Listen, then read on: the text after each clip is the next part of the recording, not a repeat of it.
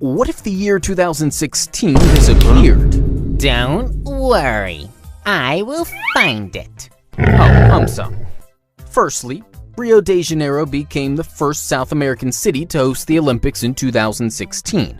If 2016 disappeared, entire city may go on strike. Secondly, all-female Ghostbusters movie was released in 2016. If 2016 disappeared, female fans would be one sad lot. Thirdly, mobile game by the name Pokemon Go became extremely popular in 2016. If 2016 disappeared, gaming enthusiasts would be one sad lot. Fourthly, Switzerland unveiled world's longest rail tunnel in 2016. If 2016 disappeared, travel enthusiasts would be one sad lot.